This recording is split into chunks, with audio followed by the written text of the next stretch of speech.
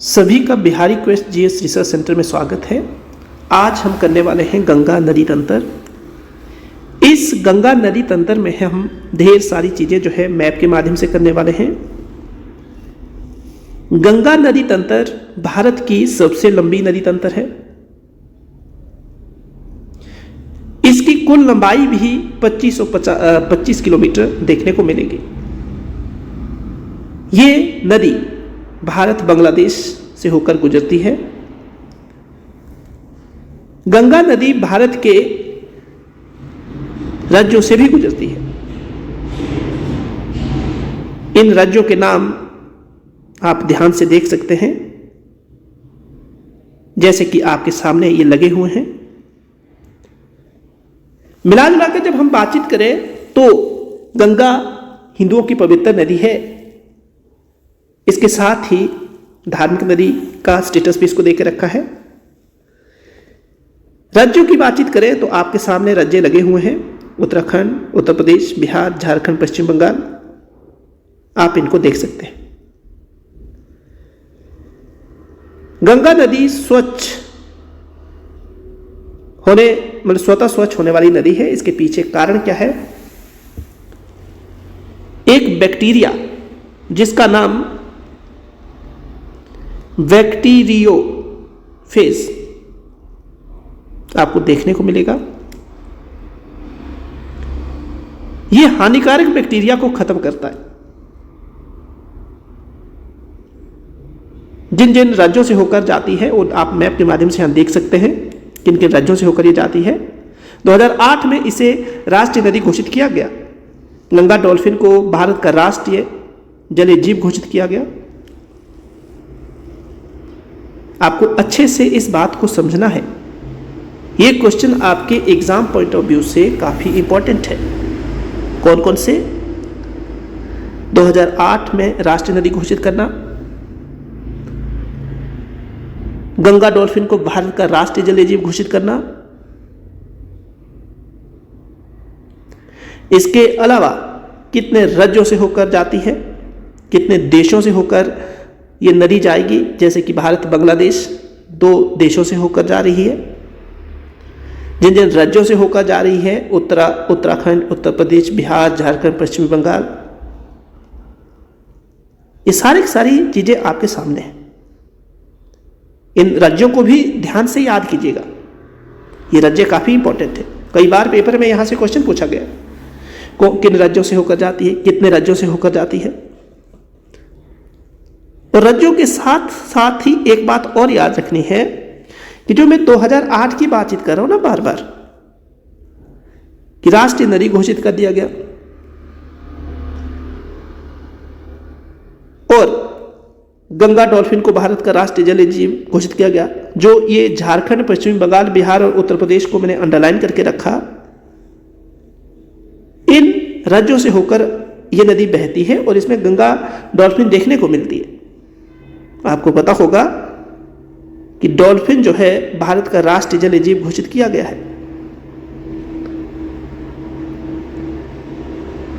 अगर बैक्टीरिया की बातचीत करें तो बैक्टीरिया को खत्म करने में यह नदी अपना महत्वपूर्ण रोल निभाती है। आप अच्छे से इन बातों को सुनिएगा। ये सारी बातें आपके एग्जाम पॉइंट ऑफ व्यू से काफी इंपॉर्टेंट है। एक बात बता दीजिए, क्या सभी को अच्छे से क्लियर हुआ कि नहीं हुआ? फिर आगे बढ़ते हैं, क्योंकि आगे का जो सिस्टम है वो काफी इंपॉर्टेंट है, जो आपको देखना है। आगे हम जो सीखेंगे वो ये बात सीखेंगे कि किस तरीके से गंगा का उद्गम होता है और कहां से गंगा का उद्गम होता है, ये भी हम इसमें सीखने वाले हैं।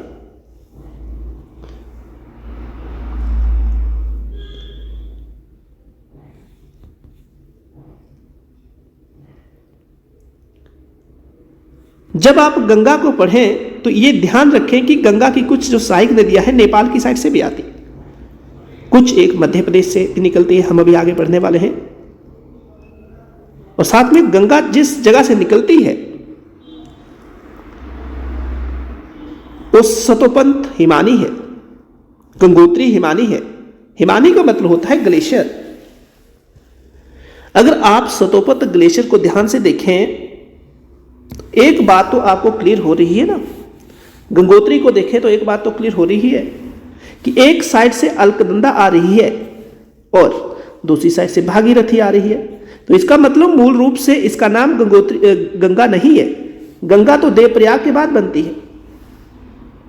गंगा तो ये देवप्रयाग के बाद बनेगी। और यहां पर आप देखिए कि एक साइड से भागीरथी, एक साइड से अलकनंदा, और जहां पर ये मिल रहे हैं वो देवप्रयाग है। और इसके बाद गंगा गंगा कहला रही है। क्या ये बात क्लियर हुई? मिला जुलाकर ये बातें आपको बड़े ध्यान से समझनी है। यहां से फिर मैं एक बार आपको समझा रहा हूं कि गंगोत्री से गंगा निकलती है और सतोपत हिमनद जो है या हिमानी जो है वहां से आपको अलकनंदा देखने को मिलती है। ये दोनों नदियां एक जगह पर मिलती है जिसको हम देवप्रयाग कहते हैं। आप देख रहे हैं ये देवप्रयाग कहां पर है। और ये दोनों नदियां जहां से निकलती है वो उत्तराखंड का प्लेस है। उत्तराखंड, इस बात को ध्यान से समझिएगा।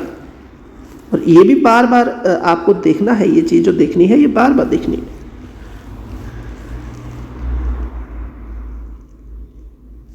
ये तो आपको अच्छे से समझ आ गया। देवप्रयाग उन 5 प्रयागों में से है जो आपको यहां पर देखने को मिल रहा है। अलकनंदा के आस पड़ोस में बद्रीनाथ भी देखने को मिलता है। बद्रीनाथ जो टेंपल है वो देखने को मिलेगा। इस नदी को बड़े ध्यान से देखिएगा, किस तरह से इसका पानी जो है आपको दिख रहा है। पवित्र नदी होने के साथ साथ ही यहां से कुछ भी नहीं छूटने वाला है। गंगा नदी का उद्गम स्थल आप सभी को अच्छे से क्लियर हो गया, होना भी चाहिए, क्योंकि हमारी आस्था से जुड़ा हुआ एक धार्मिक स्थल है। देवप्रयाग की बातचीत करें या गंगा नदी की बातचीत करें, भागीरथी नदी की बातचीत करें या अलकनंदा की बातचीत करें, लोग यहां पर धार्मिक उद्देश्य से जाते हैं। कुछ एक लोग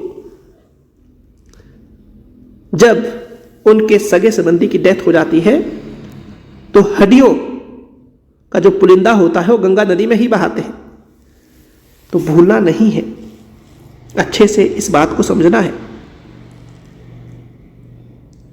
अब बताइए कि क्या आपको गंगा नदी का उद्गम स्थल क्लियर हुआ? इस बद्रीनाथ टेंपल को देखिएगा, अलकनंदा नदी के आस पड़ोस में देखने को मिलेगा। काफी इंपॉर्टेंट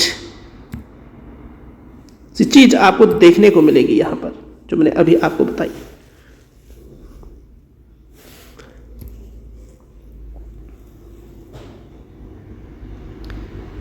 अब हम देखेंगे कि आखिरकार 5 जो प्रयाग है वो कैसे इंपॉर्टेंट है। मैं आपको एक एक्रोनिम देना चाहूंगा, उसको याद रखने का प्रयास कीजिएगा।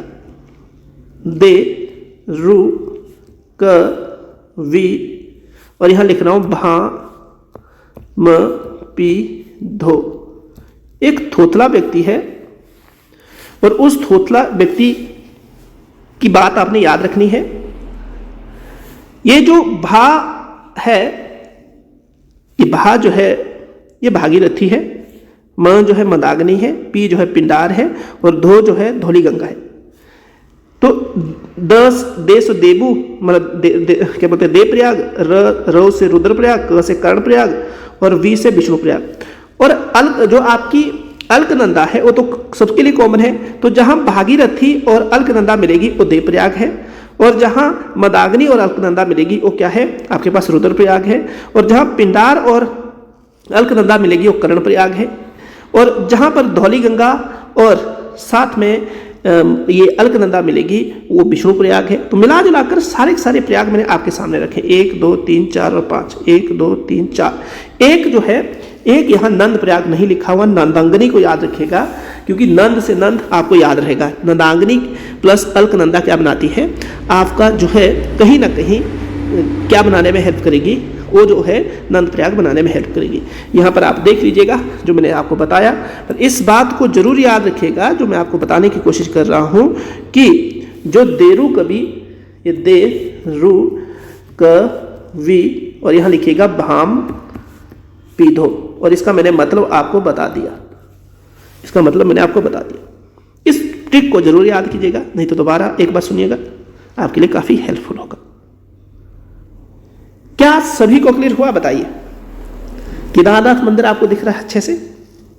बद्रीनाथ मैंने बता दिया, केदारनाथ मंदिर आपको यहां पर देखने को मिल रहा है, देख लीजिए कहां देखने को मिल रहा है, मंदाकिनी के आस पड़ोस में देखने, बद्रीनाथ आपको अलकनंदा के आस पड़ोस में देखने को मिल रहा है।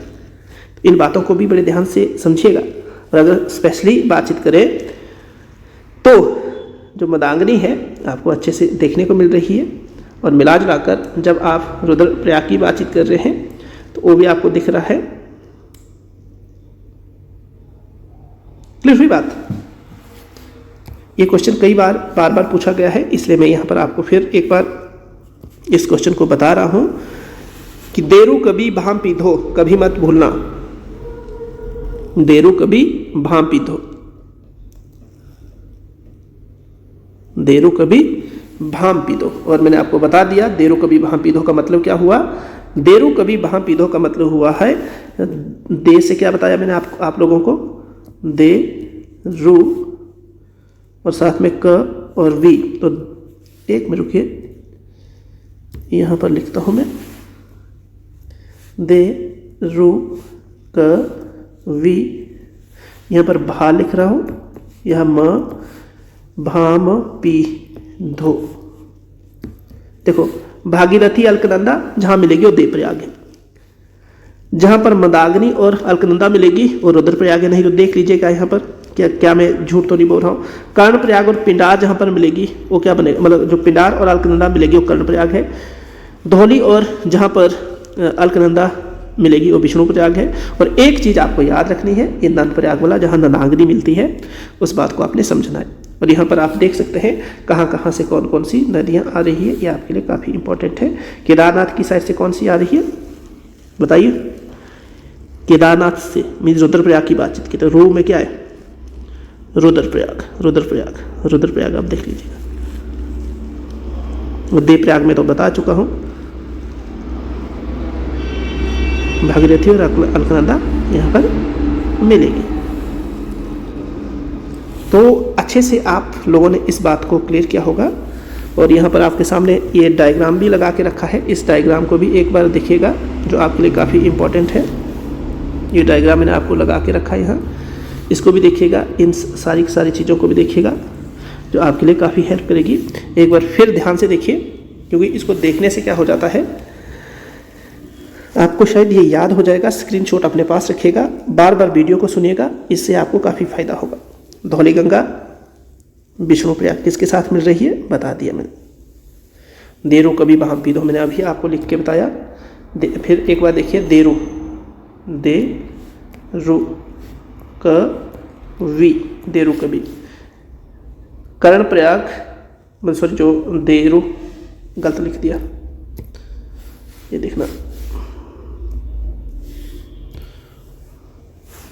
दे, पेन नहीं चल रहा अच्छे से, गलत जगह जा रहा है पेन, बता दिया बेटा। देरु कभी भाम पीधो, ये रुद्रप्रयाग अच्छे से देखना है।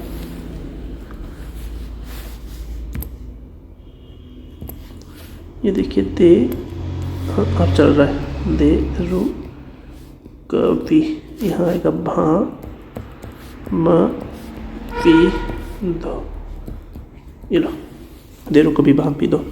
अब देखना, ये जो दे है इसका मतलब दे प्रयाग, रू है रुद्रप्रयाग, क से कर्णप्रयाग, वी से विष्णु प्रयाग, भा से भागीरथी, म से मंदाकिनी, पी से पिंडार, धो से धौली गंगा। तो यहाँ साथ में अलकनंदा कॉमन रहेगी, ऊपर भी लिखा हुआ अलकनंदा अलकनंदा। तो भागीरथी अलकनंदा जहाँ पर मिलेगी आप देख सकते हैं वो देवप्रयाग ही बन रहा है। और यहाँ मैप में भी देखना, साथ में इस साइड भी देखना है, तो इससे क्या रहेगा आपको अच्छे से पता रहेगा। कोई डाउट तो नहीं है? और कई बार ये क्वेश्चन पूछे गए, इस बात को अच्छे से याद रखिएगा। ये पंच प्रयाग आपके सामने है, क्लियर है? एक बार बताइए सभी बच्चे, क्या अच्छे से क्लियर है? क्या अच्छे से क्लियर है? क्लियर है? चलिए, अच्छी बात है। तब तो क्लियर है ना?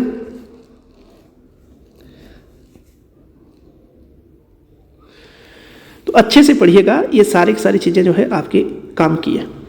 क्या है? नन प्रयाग, करण प्रयाग, ये सारी की सारी चीज़ें आपके काम की है जो आपको करनी है। आगे चलिए।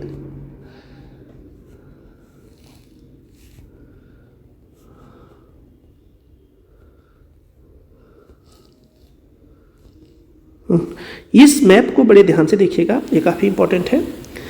देवप्रयाग से पहले का हमने सीन देख लिया।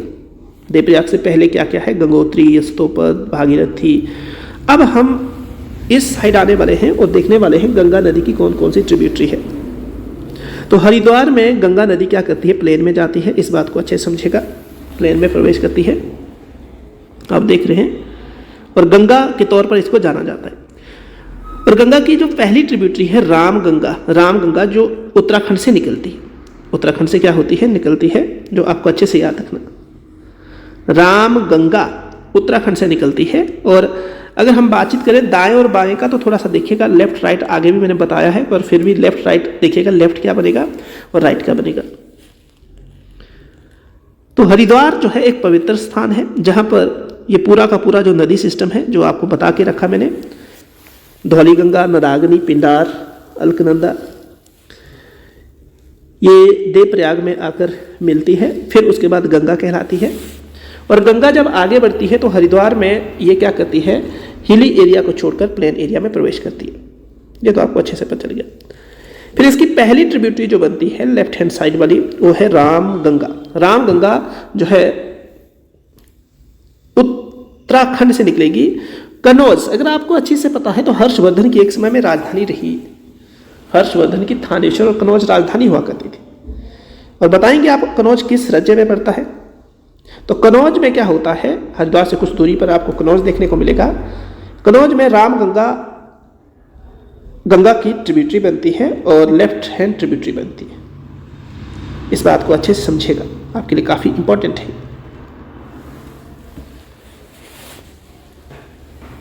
ये जो रामगंगा है, ये हिली एरिया से निकलकर गंगा की पहली ट्रिब्यूटरी बनने वाली है, क्योंकि हिली एरिया से यही नदी निकलती है। अभी पहले हम गंगा नहीं देख रहे थे, पहले हमने अलकनंदा और भागीरथी को देखा। अभी गंगा के तौर पर हम इसको जान रहे हैं, गंगा के नाम से ये पहचानी जा रही।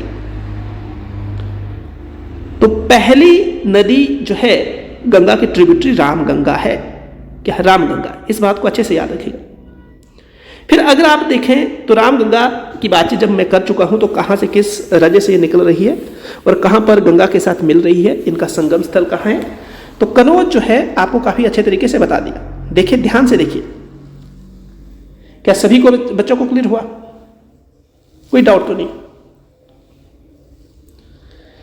फिर आगे जब आप जाएंगे, थोड़ा सा आगे बढ़ेंगे, तो आपको पीलीभीत जो है ये झील भी है, यूपी में देखने को मिल रही है। मतलब पीलीभीत फुल्लर झील इसके आस पड़ोस में पड़ता है। पीलीभीत जो है यूपी में एक जगह है।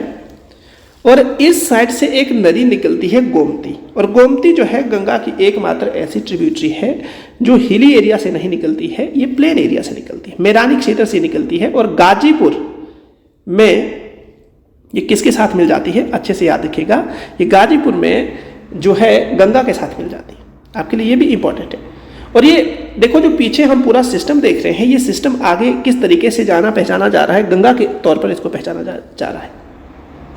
जब हमने बातचीत की कि हिमानी जो की बातचीत की, सतोपथ हिमानी की बातचीत की, गंगोत्री की बातचीत की, देवप्रयाग के बाद ये गंगा का रूप ले रही है। और फिर धीरे धीरे जब हम आगे बढ़ रहे हैं, तो आगे बढ़ते हुए आप देख रहे हैं कि किस तरीके से ये जो सिस्टम है आगे बढ़ा। कनौज तक का आपने सफर कर लिया, प्रयागराज तक का सफर कर लिया, प्रयागराज तक का सफर कर लिया। और देखो, प्रयागराज में क्या होता है, जो आप ध्यान से देखेंगे, यमुनोत्री से यमुना निकलती है, गंगा की सबसे लंबी ट्रिब्यूटरी है। प्रयागराज में ये मिलती है। पहले यहाँ पर त्रिवेणी स्थल मतलब हुआ करता था, अभी ये त्रिवेणी नहीं है, क्योंकि एक जो सतलुज नदी है वो एक्सटिंक्ट हो गई है।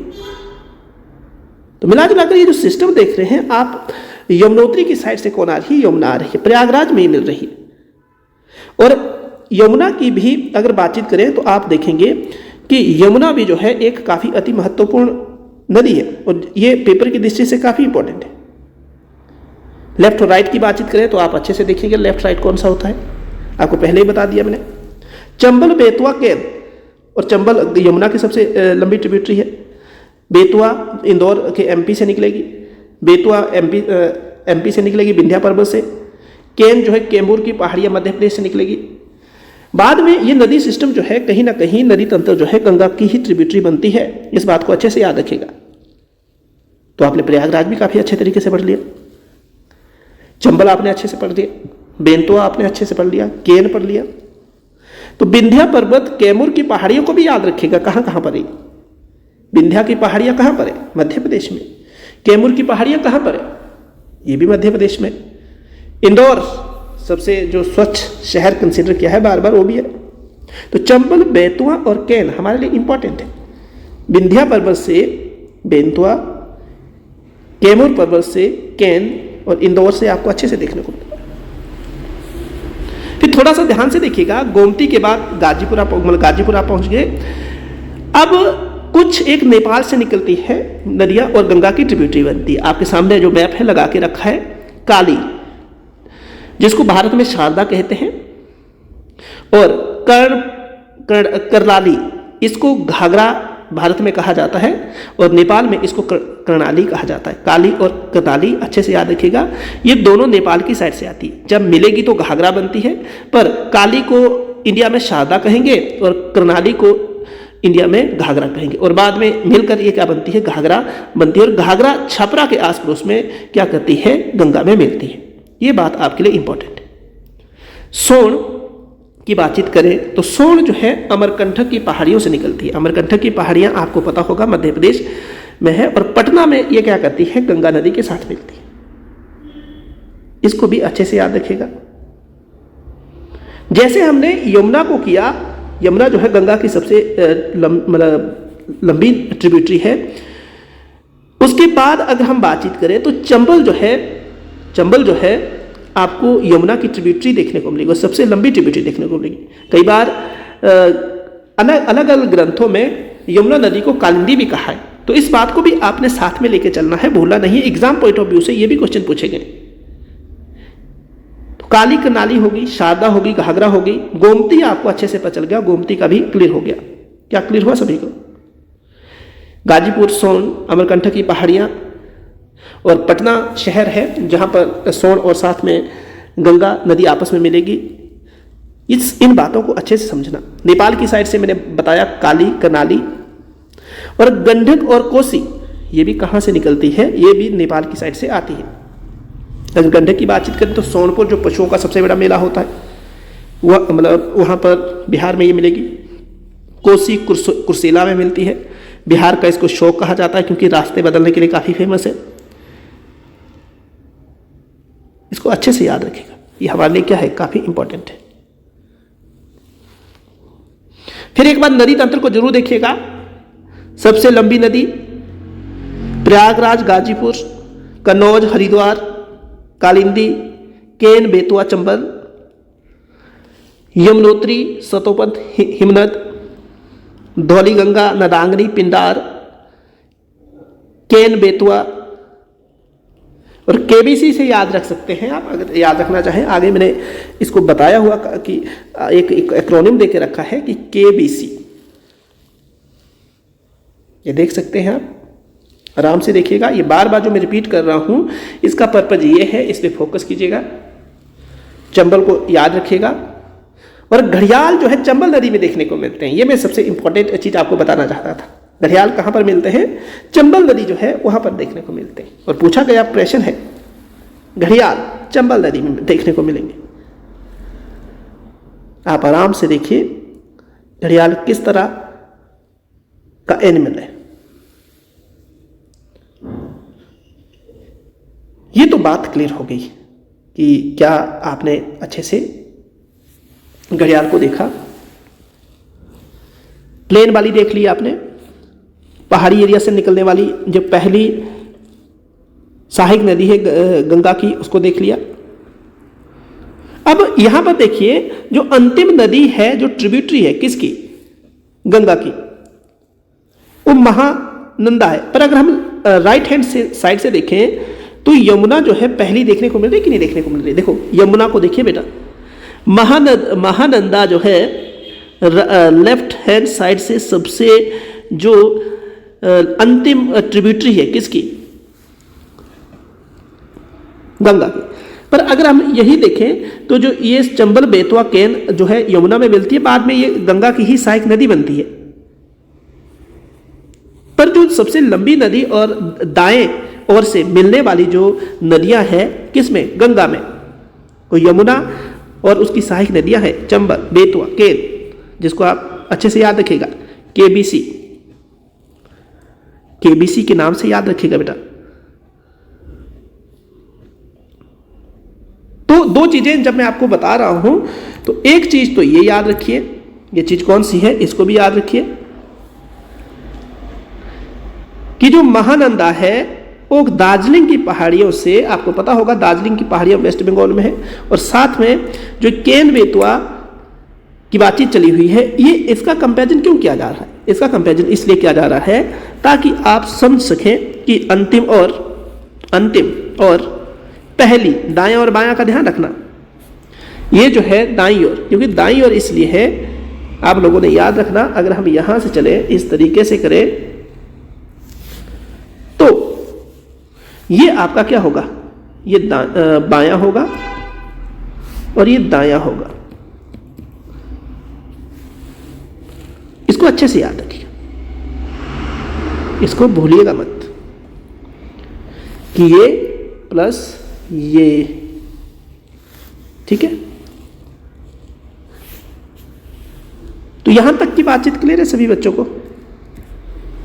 क्या यहां तक की बातचीत क्लियर है? एक बार बताइए बड़ा। प्रयागराज, गाजीपुर, छपरा में घाघरा रा रा रा रा, सोन न न न, पटना, गोमती पहली प्लेन एरिया से निकलकर गंगा में मिलने वाली नदी, गाजीपुर, प्रयागराज, गाजीपुर, छपरा, पटना। मैप में ध्यान से देखिएगा बेटा, सोनपुर, कुर्सेला, दामोदर। अभी हम पढ़ने वाले हैं दामोदर के बारे में, कई चीजें मैं आपको बताने वाला हूं, थोड़ा समझिएगा। देखिए जो महानदी है, महानंदा है, वो दार्जिलिंग की पहाड़ियों से निकलती है, और फिर फरक्का बैराज आपको अच्छे से देखने को मिलेगा। ये जो है हमारा जो वेस्ट बंगाल का रीजन है वहां पर देखने को मिलता है। यहां से क्या होगा कि जो नदी है गंगा, वो दो पार्ट में बन जाती है, एक को हुगली कहते हैं, दूसरे को पद्मा कहते हैं। एक को हुगली कहेंगे, दूसरी को पद्मा कहेंगे। जिस तरह यहां पर डिवीजन देखने को मिल रहा है ना लास्ट में, धौली गंगा, नदाग्नि, पिंडार, ये मिलती है, पर यहां पर डिवीजन हो रहा है, डिस्ट्रीब्यूटरी बन रही है। राम गंगा जैसे फर्स्ट ट्रिब्यूटरी बनी, वैसे ही अगर हम लास्ट में जाएंगे, ये फरक्का जो बैराज है इसके आस पड़ोस की बातचीत करेंगे तो यहां से हुगली और पद्मा अलग अलग हो रही है। पद्मा जो है गंगा का कहां पर नाम है, वेस्ट बंगाल में नाम है। हुगली आपको पता होगा दामोदर इसकी ट्रिब्यूटरी, और हुगली जो है कलकत्ता शहर इसी के आस पड़ोस में। तो गंगा को पद्मा कहां कहा जा रहा है, आपको अच्छे से पता चल गया, वेस्ट बंगाल में ऐसा कहा जा रहा है। फरक्का जो है भारत और बंगाल के बीच में ये डिस्प्यूट का एरिया भी है। जिस तरीके से आप देख रहे हैं कि गोमती प्लेन रीजन से निकलती है और गंगा में मिलती है, उसी तरीके से यहां से एक चीज और देखने को मिल रही है। हुगली जो है गंगा से अलग होकर प्लेन एरिया में बहती है। थोड़ा सा समझिएगा कितनी अजीब सी कहानी है, तो इस कहानी को दोहराइएगा, हमारे लिए काफी इंपॉर्टेंट है। जिस तरीके से काली, करनाली, शारदा और घाघरा भारत में जानी पहचानी जाती है, उसी तरह हुगली और पद्मा कहीं ना कहीं गंगा के ही मतलब उलझे हुए नाम है, क्योंकि निकली तो गंगा से ही है।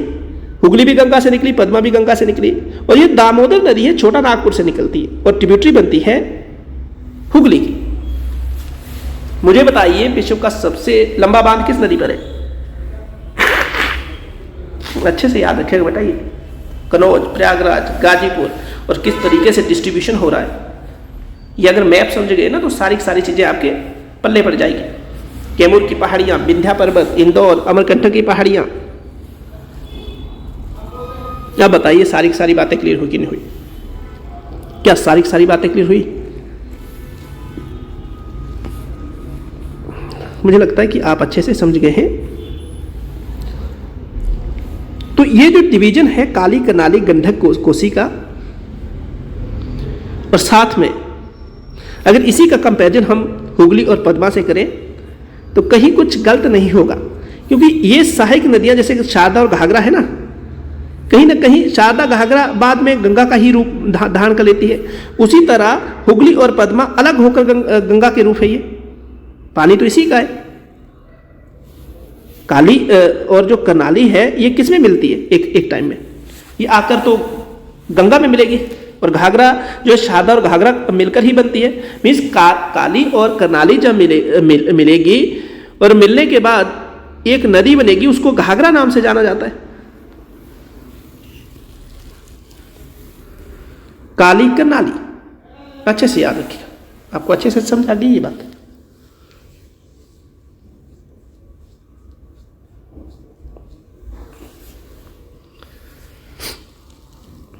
इन बातों को ध्यान रखिएगा बेटा कि जैसे हुगली और पद्मा है, हुगली और पद्मा गंगा से अलग हुई है, उसी तरीके से काली और करनाली, काली नेपाल में काली के नाम से जाना जाता है, शारदा भारत में करनाली, नेपाल में करनाली, भारत में घाघरा। गंडक और कोसी आपको बता दिया, सोनपुर में गंडक, कोसी जो है बिहार का शौक, दामोदर को जो है वेस्ट बंगाल का शौक भी कहा जाता है। तो इस बात को भी अच्छे से आप लोगों ने बड़े याद तौर तरीके से याद रखना है इसको। और ये तो याद रखने वाली चीज़ें ही ये सारी, ये जो है इसको फिर याद रखिएगा। ये सारी सारी चीज़ें आपके लिए क्या है, काफ़ी इंपॉर्टेंट है, जो आपको याद रखनी है। अब बताइए क्या आपको पता चला कि नहीं चला अभी तक? ये छपरा भी याद रखिएगा, छपरा भी याद है क्योंकि घाघरा यहाँ पर मिल रही, घाघरा किस और किसको मिलकर बन रही है, तो वो भी आपके लिए इंपॉर्टेंट है।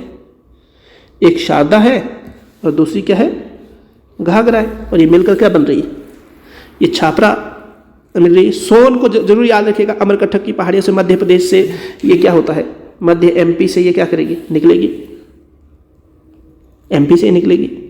तो क्या चीज़ें इंपॉर्टेंट नहीं है, इंपॉर्टेंट है, क्या है, चीज़ें इंपॉर्टेंट है, और इनको आपने बड़े अच्छे तरीके से याद रखना है।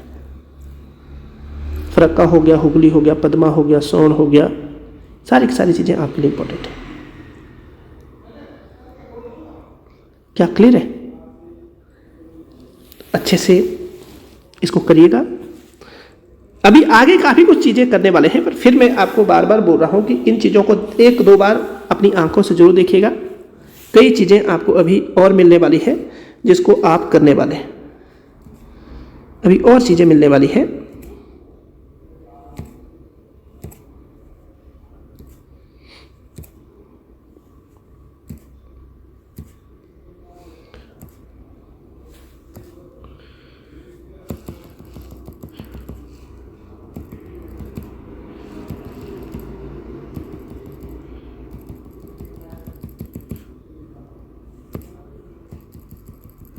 एक मिनट रुकना बेटा।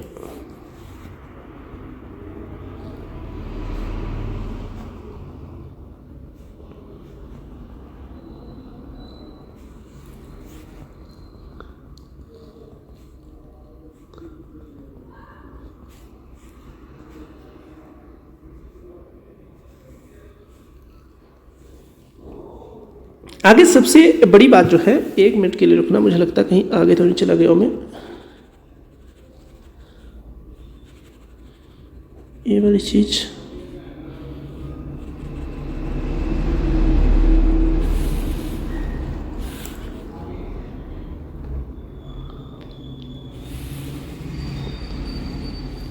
एक मिनट के लिए रुकना।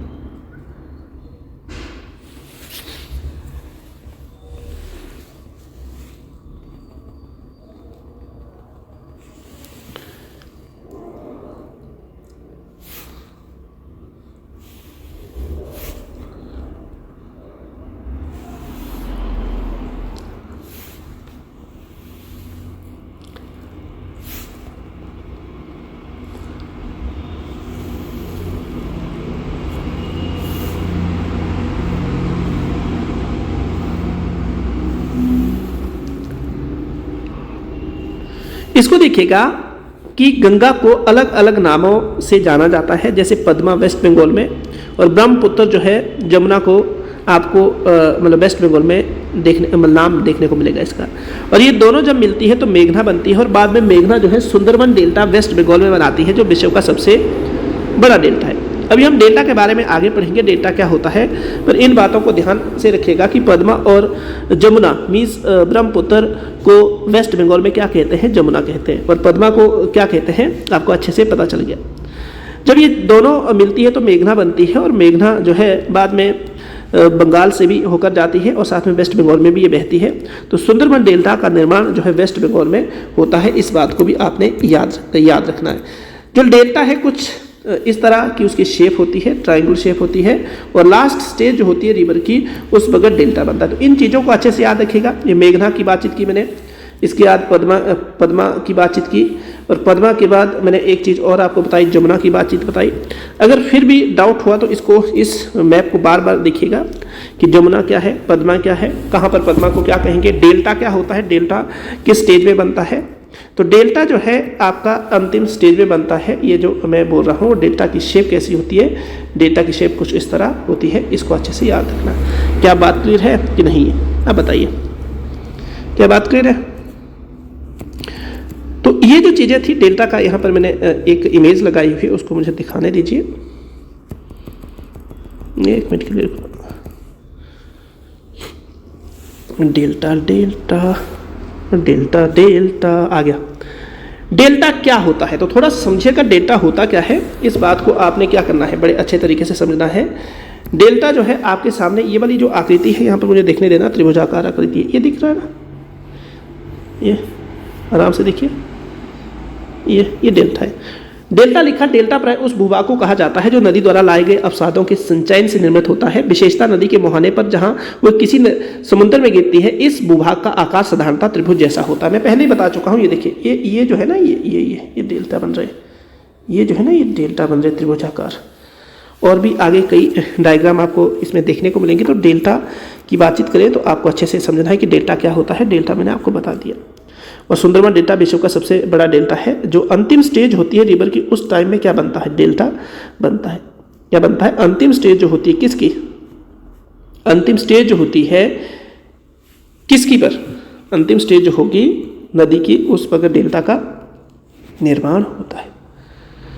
तो इस यहाँ पर कुछ एक महत्वपूर्ण तथ्य है, क्वेश्चनों को बड़े ध्यान से देखिएगा, सारे के सारे क्वेश्चन आपके सामने हैं। अलकनंदा तथा भागीरथी के संगम को क्या कहा जाता है, गंगा। गंगा की पहली सहायक नदी कौन सी है, रामगंगा। गंगा की आखिरी सहायक नदी, आप देखिए बेटा, सारी चीज़ें आपके सामने लगा के रखिए। यहाँ पर भी देखिए, ये भी काफ़ी इंपॉर्टेंट है ये चीज़ें, और यहाँ पर पूरा का पूरा जो ये ब्यौरा है आपको देखने को मिल रहा है। गंगा की सबसे सहायक नदी, बड़ी सहायक नदी, गंगा नदी कहाँ से मैदानी क्षेत्र में प्रवेश करती है। गंगा नदी के तट पर बसे प्रमुख शहर, प्रयागराज, वाराणसी, कानपुर, पटना। हुगली नदी के तट पर कौन सा प्रमुख शहर बसा है। गंगा और ब्रह्मपुत्र के संयुक्त जल धारा को क्या कहते हैं, इसको भी पकड़िए। बिहार का शौक किसे कहते हैं, बंगाल का शौक किसे कहते हैं। गंगा की सहायक नदी नदी जिनका उद्गम स्थल मैदानी भाग है। तो मैंने आपको बताया, ये अगर आपको अच्छे से पता है तो ये क्या होगा, गोमती होगा। आपको ये सारी चीज़ें मैंने पीछे बता के रखी है। तो ये कुछ एक इम्पॉर्टेंट मतलब चीज़ें थी। अब कुछ एक क्वेश्चन है जो पेपर में पूछे गए हैं, उनको देख लीजिए एक बार, और इन क्वेश्चनों को जब आप करेंगे तो आपको काफ़ी मज़ा आएगा। देखिए कौन से क्वेश्चन हैं जो आपके सामने देखने को मिलेंगे। अच्छे से आप लोगों को क्या करना है, बड़े ध्यान से इसको करना है। ये तो आपको बता दिया है, ये सारी चीज़ें आपको बता दी है कि कहाँ क्या होने वाला है। एक बार इसको भी देख लीजिए, जो क्वेश्चन है कहीं ना कहीं इसी से रिगार्डिंग है, और ये केवीसी जो है इसको आप अच्छे से याद रखिएगा। यहाँ पर भी क्वेश्चन है कुछ एक, उसको मैंने लगाया हुआ है, आप लोग बिल्कुल अच्छे से बने रहिए, और इससे आपको क्या होगा, काफ़ी फायदा होना। आजा बेटा, एक मिनट रुकिए, बफरिंग हो रही है शायद। हाँ, ये पहला क्वेश्चन है, अलकनंदा और धौलीगंगा का संगम कहाँ पर होता है। तो आपको पता है, मैंने बताया हुआ, मैं नहीं बताऊंगा। निम्न में से कौन सी यमुना नदी की सहायक नदी, बताइए।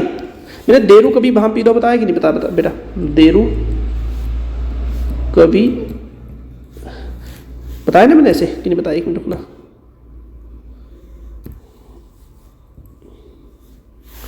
बताया देरू कवि भामतीदो। विष्णुप्रयाग में धौलीगंगा और क्या होगा, अलकनंदा का। तो विष्णुप्रयाग कहाँ है, इसका आंसर होगा। याद करिए निम्न में से कौन सी नदी यमुना नदी की सहायक नदी नहीं है, बताइए। जैसे केबीसी मैंने बताया, केबीसी में कौन सी नदी यमुना नदी की सहायक नदी नहीं है। केबीसी